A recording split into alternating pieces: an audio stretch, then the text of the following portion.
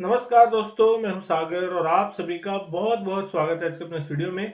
आज इस वीडियो में हम बात करने वाले ऐसे 5 स्टॉक के बारे में जहां पे 5 से लेके 15 साल तक के बड़े ब्रेकआउट होते हुए दिखाई दे रहे हैं। तो क्या ये स्टॉक में एक बड़ी तेजी की शुरुआत होती हुई दिखाई दे रही है लंबे कंसोलिडेशन के बाद, या फिर यहाँ पे कोई करेक्शन आने की संभावना है? तो वीडियो की शुरुआत करते हैं और दोस्तों वीडियो पूरा देखिएगा। यहाँ पे हम बात करने वाले उन 5 स्टॉक के बारे में जिसमें पहला स्टॉक है मारुति सुजुकी लिमिटेड का। सबसे पहले बात करें तो ये स्टॉक 5 साल के बड़े ब्रेकआउट्स पे देखने मिल रहा है। महीने भर का कैंडल जो है आपको यहाँ पे देखने में, महीने के चार्ट से ये सारे आप देखेंगे 2012-13 के आसपास कहीं ना कहीं यहाँ पे रैली की शुरुआत होती हुई दिखाई दी थी 11-1200 से, और ये स्टॉक 2018 के आसपास टॉप आउट होता हुआ दिखाई दिया था।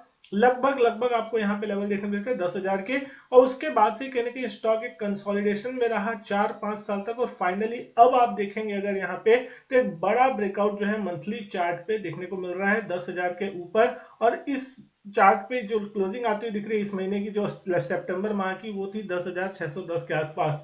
तो लंबे समय का ब्रेकआउट होता हुआ दिखाई दिया। तो कहीं ना कहीं लंबे समय के ब्रेकआउट की एक सबसे बड़ी खासियत ये होती है कि उसके बाद फिर जो ब्रेकआउट होता है वो बहुत ही ज्यादा मजबूत होता है और कहीं ना कहीं एक अगले ट्रेंड की तरफ जो है मार्केट इशारा करता है। तो क्या यहाँ पे ये स्टॉक जो है अब एक बड़े टारगेट्स के लिए तैयार होता हुआ दिखाई दे रहा है? जो कंसोलिडेशन था वो पूरा हो गया, या फिर यहाँ से फिर से कोई करेक्शन आने की संभावना है? तो अब यहाँ पे जो सबसे इंपॉर्टेंट लेवल होगा वो होगा 10,000 के आसपास का, जिस लेवल से इसने ब्रेकआउट दिया। अगर उस लेवल के आसपास किसी भी कारण से एक बार रिटेस्ट करने की कोशिश करता है तो वो एक अच्छी बाइंग अपॉर्चुनिटी के रूप में देखनी चाहिए।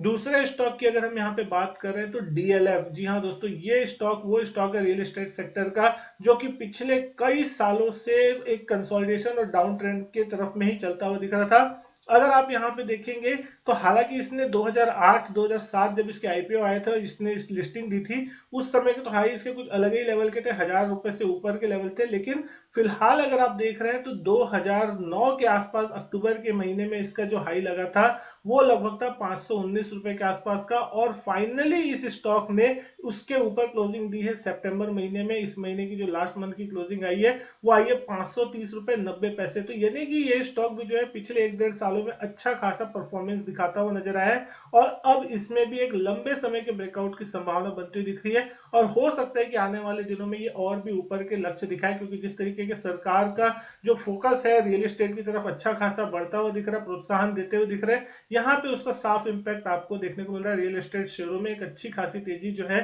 पिछले कुछ महीनों में बनती हुई दिखाई दी है। तीसरे स्टॉक की अगर हम बात करें तो गुजरात मिनरल डेवलपमेंट कॉर्पोरेशन यानी कि जीएमडीसी के स्टॉक, अगर आप इसको भी देख रहे हैं, ये भी 2008 के बाद फाइनली उस लेवल के आसपास पहुंचता हुआ दिख रहा है, और एक बड़े ब्रेकआउट की तैयारी जो है क्लोजिंग बेसिस पर अगर मंथली चार्ट पे आप देख रहे हैं तो आपको होती हुई दिखाई दे रही है।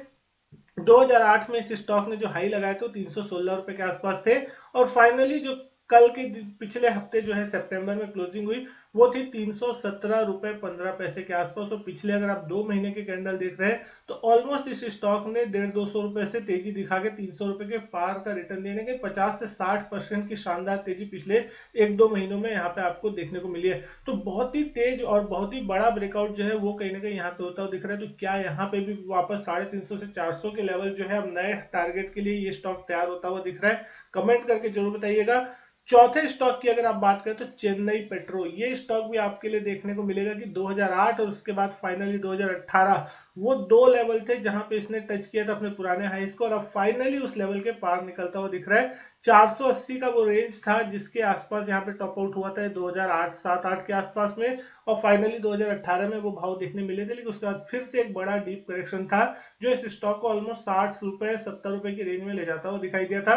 लेकिन पिछले 1-1.5 सालों में अगर आप देख रहे हैं स्टॉक में निचले लेवल से एक बहुत ही शानदार मोमेंटम आता हुआ दिखाई दिया है। और यहाँ अगर आप देखेंगे मई 2020 जब इस स्टॉक ने 55-60 रुपए के आसपास के लेवल लगाए थे, उस लेवल से स्टॉक ऑलमोस्ट 9-10 गुना होता हुआ दिखाई दे रहा है। तो अब ये स्टॉक जो एक बड़ी तेजी की तैयारी में आपके सामने चलता हुआ दिखाई दे रहा है। और 5वें नंबर पर अगर हम बात करें तो यहाँ पे आपको निफ्टी का दिग्गज एनटीपीसी लिमिटेड, ये स्टॉक अब आपको एक बड़ी तेजी की तैयारी दिखा रहा है। पावर सेक्टर का लीडर यहाँ पे अगर हम कहा जाए तो गलत नहीं होगा।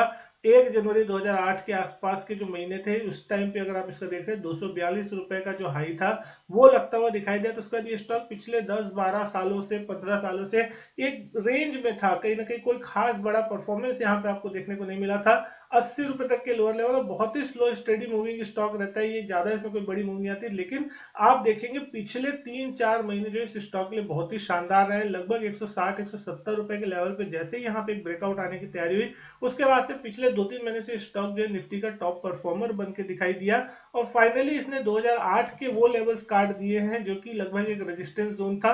अब यहाँ पे जो क्लोजिंग है 245 की आई है यहाँ पे, अगर आप बात करें सितंबर मंथ की। अब देखने वाली बात होगी कि क्या ये स्टॉक एक बड़े टारगेट्स के लिए तैयार हो है, क्योंकि जिस तरीके से पावर सेक्टर पे और नई नई चीजों पे अब ये चीजें कंपनी केंद्रित होती हुई दिखाई दे रही है, उसका भी एक पॉजिटिव इंपैक्ट अब इस स्टॉक पे आपको आने वाले कुछ दिनों में पड़ता हुआ दिख सकता है। तो एनटीपीसी वो 5वां स्टॉक है जिसने एक बड़ा मूव दिया है, और 15 साल का ब्रेकआउट इस स्टॉक में भी होता हुआ दिख रहा है। तो दोस्तों, और कौन से स्टॉक है जो आपको लगते हैं कि जिन्होंने लंबे समय में ब्रेकआउट दिया, कमेंट करके कमेंट सेक्शन में जरूर लिखिएगा उसका नाम।